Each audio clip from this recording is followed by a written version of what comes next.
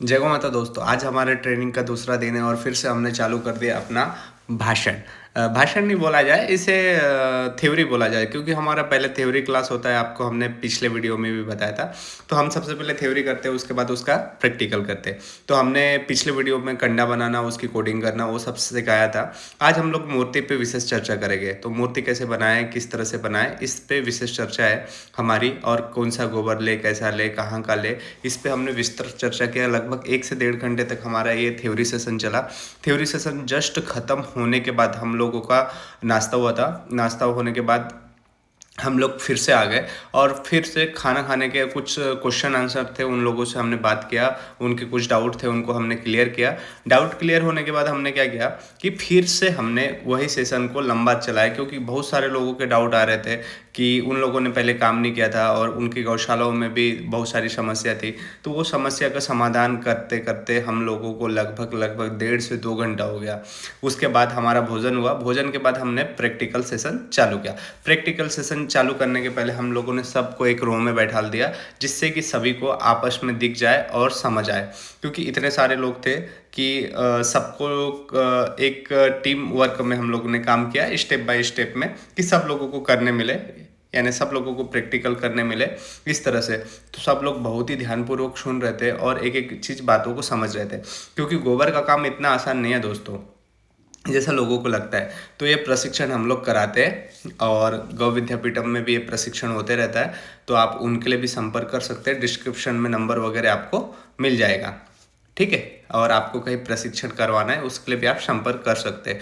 तो हम लोग बहुत देर तक इस पे एक एक पॉइंट पे हमने बात किया कि मूर्ति बनाने के पहले क्या करना चाहिए, कितना मिलाना चाहिए गोबर पाउडर।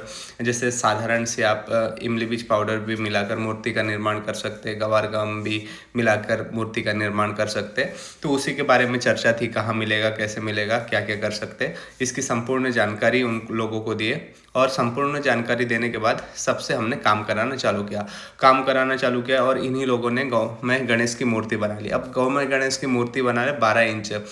तो उसके बाद सब लोग पार्ट खोलने वाले थे। तो किस तरह से खोलना पार्ट 12 इंच गणपति का, तो उसके बारे में मैं सिखा रहा था कि इस तरह से निकालना चाहिए, इस तरह से क्या करना चाहिए। तो देखिए, ये वीडियो को आप भी देखिए। आप भी अपने घर में अगर गौ में गणेश बनाते हैं तो कमेंट्स करके बताइएगा।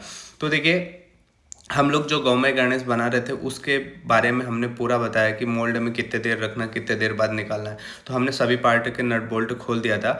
नट बोल्ट खोलने के बाद हम लोग क्या कर रहे थे कि सभी पार्टों को कैसे निकालना, क्योंकि मोल्ड तो आप लोग ले लेते पर इतना आसान नहीं होता कि किस तरह से कहीं फंसता है, जो एंगल वगैरह रहता है। तो आप कोई भी पार्ट अगर गलती से पहले निकाल दिए तो उससे हो सकता है सूंड टूट के निकल जाए, ऐसी कोई भी समस्या आ सकती है दोस्तों। तो देखिए, हमने पहले ऊपर वाला पार्ट लेके, क्योंकि नीचे वाला पार्ट निकालते तो शायद उसका सूंड जो था गणपति का वो दब सकता था। तो इस तरह से हमने सेकंड पार्ट भी निकाला, इस तरह से ये सेकंड पार्ट भी निकाला। ऐसे करते करते हम पूरे पार्ट निकालते और उसके साथ बताते भी रहते कि क्या करना, क्या नहीं करना, ये गलती नहीं करना, इस तरह से।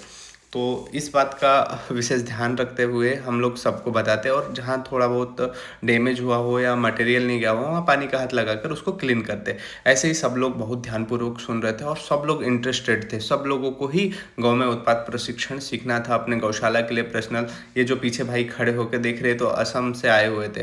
ये 2 दिन की यात्रा करते हुए आए थे, क्योंकि इनको सीखना ही था।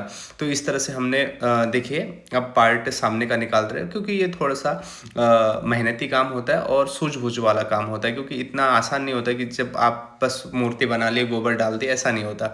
उसमें चयन करना पड़ता है, किस तरह से बनाना पड़ता है, ये सारी जानकारी हम लोग ये प्रशिक्षण में देते हैं। और निःशुल्क भी प्रशिक्षण होते रहते हैं।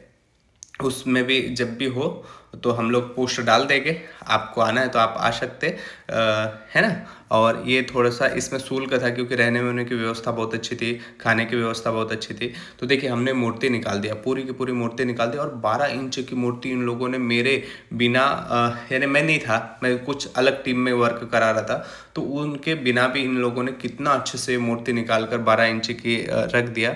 तो अब देखिए, उनको हम लोग क्या करते कि इसके बाद हम लोगों ने बताया, बारीकी चीज़ बताई, कैसे सुखाना है उसके बारे में भी बताया। उसके बाद यह हमारा वीडियो पूरा का पूरा समाप्त हुआ। और इसके साथ साथ हम लोग फिर से नेक्स्ट प्रैक्टिकल और थ्योरी के लिए चले गए थे।